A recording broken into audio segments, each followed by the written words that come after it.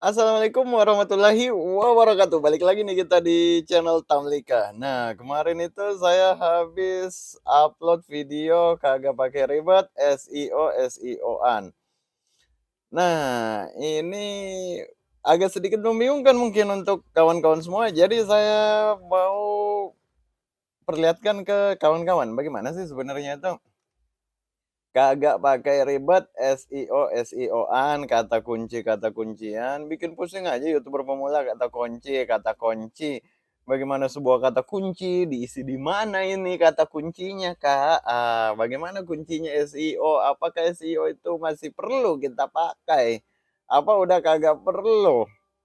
Nah, makanya kan saya nulis kagak pakai ribet. Jadi kalau kawan-kawan ribet, jangan. Kita lihat urutkan menurut yang paling banyak ditonton.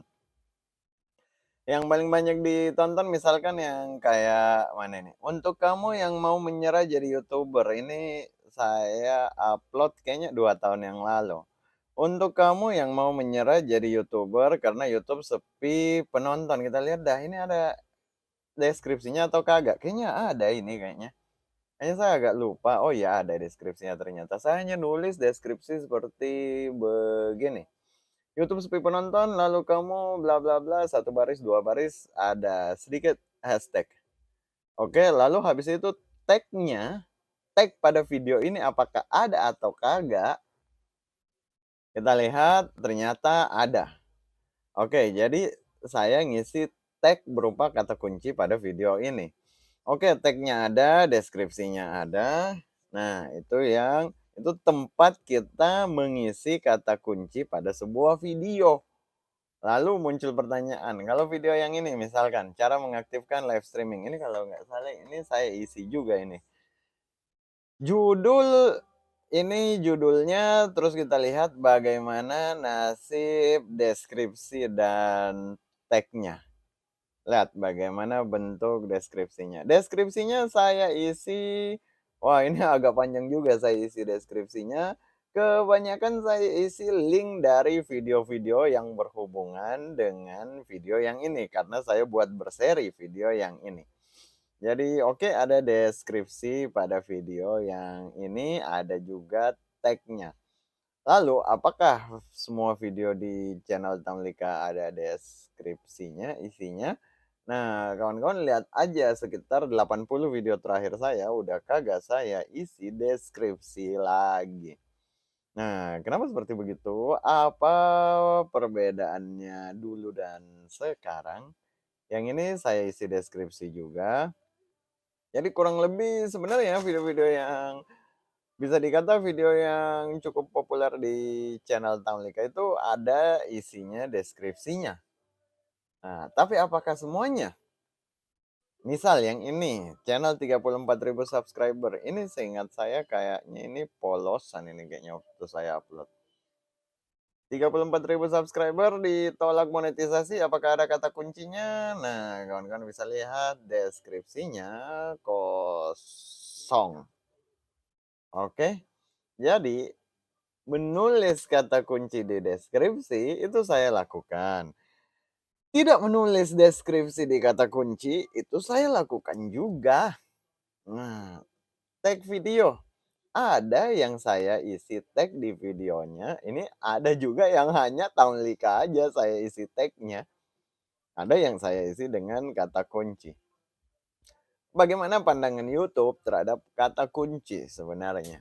Kita lihat thumbnail dan judul. Kita lihat apakah ada kata kunci dituliskan di sini mengenai thumbnail dan judul. Untuk mempercepat kita langsung saja cari.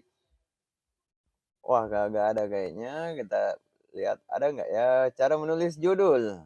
Pastikan judul mewakili, kawan-kawan lihat apa yang YouTube utarakan. Judul mewakili video dengan akurat.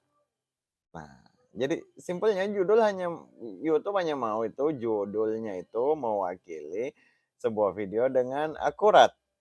Jadi walaupun kita mengisi jutaan kata kunci, walaupun kagak mungkin kita isi jutaan kata kunci, Atau kita mencari kata kunci yang dianggap pasti laris, lalu kita isi di judul, tapi kalau judul tersebut tidak mewakili video dengan akurat, itu kagak ada gunanya. Kenapa bisa saya berkata seperti itu? Dari mana YouTube tahu bahwa judul ini mewakili video atau kagak? Itu simple. Nanti saya perlihatkan bagaimana cara YouTube mengetahuinya. Berikan deskripsi yang ringkas, penonton hanya melihat sebagian dari judul Anda. Oleh sebab itu, usahakan judulnya tetap singkat, gunakan kata kunci di awal. Oke, gunakan kata kunci di awal video. Awal video apa? Awal judul. Gunakan kata kunci di awal. Nah, kawan-kawan bisa lihat sendiri kan, batasi penggunaan semua huruf besar dan emoji. Nah, seperti yang saya ucapkan dan utarakan di video sebelumnya, emoji itu usahakan diminimalisir penggunaannya. Di komen, kalau kawan-kawan terlalu banyak menggunakan emoji, komen kawan-kawan akan dianggap komentar spam.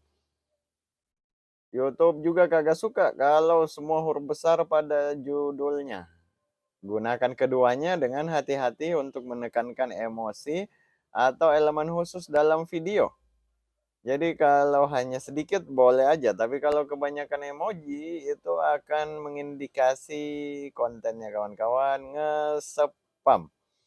Oke, jadi di judul dan di deskripsi pakai kata kunci, tapi sedikit saja. Lalu habis itu dari mana YouTube tahu kata kunci kita itu sesuai atau tidak dengan isi sebuah video?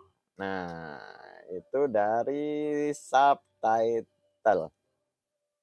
Kawan-kawan lihat di bagian mengelola subtitle, kita klik ini dah, mengelola setelan subtitle.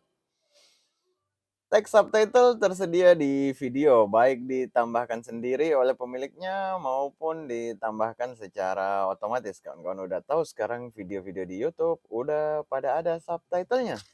Dan itu otomatis muncul. Nah, kawan-kawan lihat di bagian bawah sini,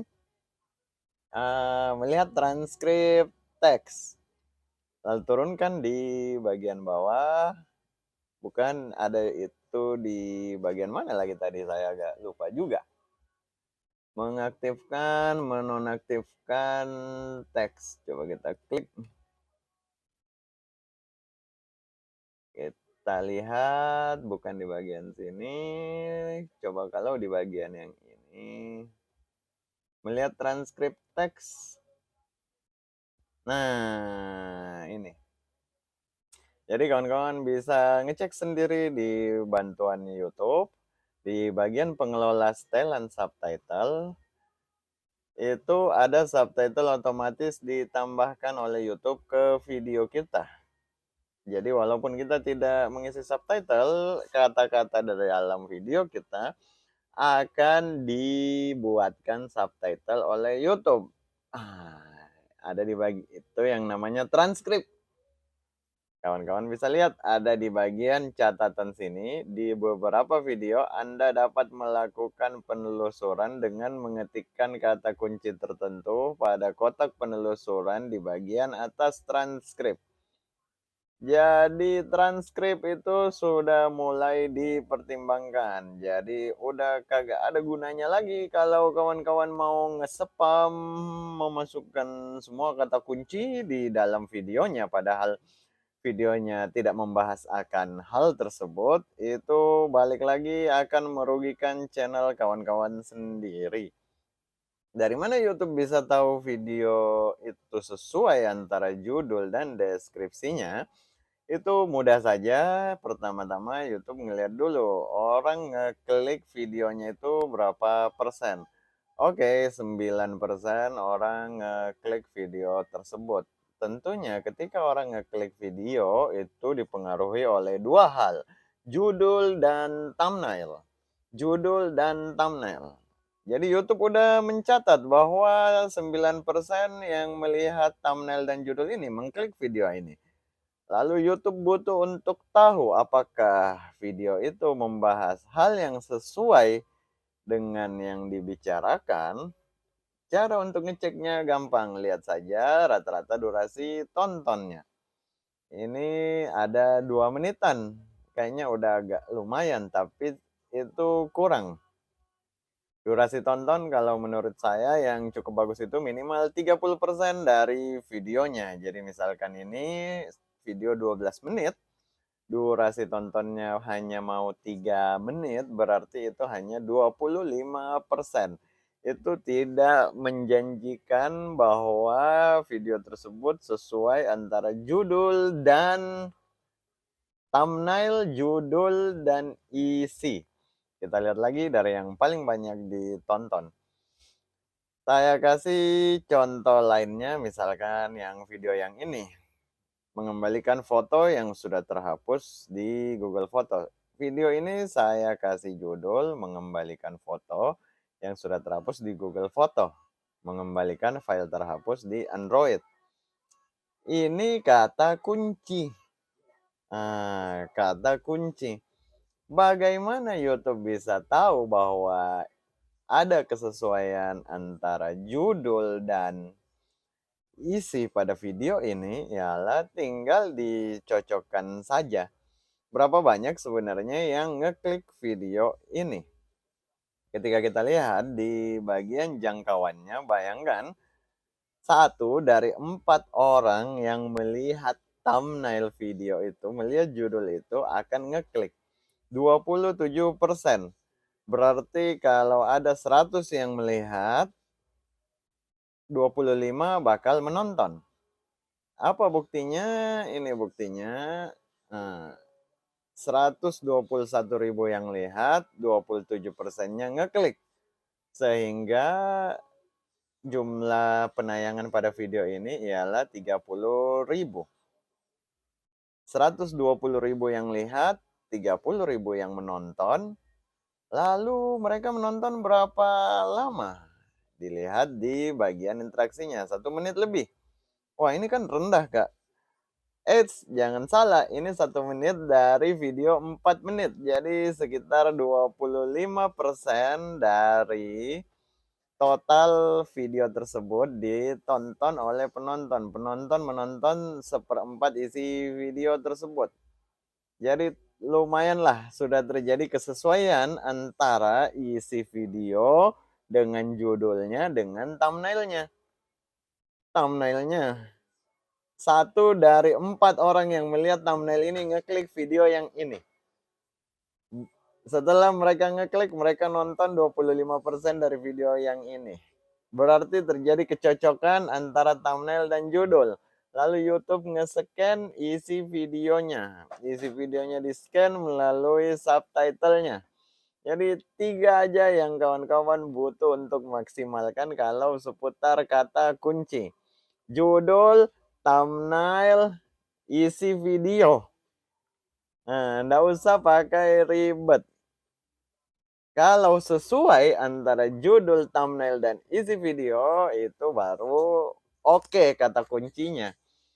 Daripada kawan-kawan repot-repot nge-spam, nulis banyak-banyak kata kunci dalam videonya, itu repot banget. Jadi spam kata kunci itu sangat repot, melelahkan. Mending buat video yang sesuai antara judul, thumbnail, dan isi videonya. Maksudnya apa yang kawan-kawan utarakan di dalam videonya. YouTube menulis sendiri, di beberapa video Anda dapat melakukan penelusuran dengan mengetikkan kata kunci tertentu pada kotak penelusuran di bagian atas transkrip. Transkrip apa? Transkrip subtitle. Mengelola setelan subtitle. Jadi nggak usah ribet, nggak usah pusing masalah setelan channel, setelan judul. Banyak dari kawan-kawan yang berpikir bahwa YouTube itu setelan-setelan, kali aja kalau kita nge-setel yang ini atau kita nge-setel yang itu, bisa tiba-tiba laris video kita. Padahal YouTube bukan setelan-setelan, tapi bagaimana videonya. Orang tahan kagak menonton video kawan-kawan. Baru dibuka langsung intronya heboh banget, besar banget volumenya. Lalu habis itu videonya dimulai, dibuka dengan menyapa semua orang, semoga itu, aduh terlalu repot videonya, terlalu panjang, akhirnya penonton udah kabur, ketika penonton kabur, YouTube mencatat videonya tidak menarik.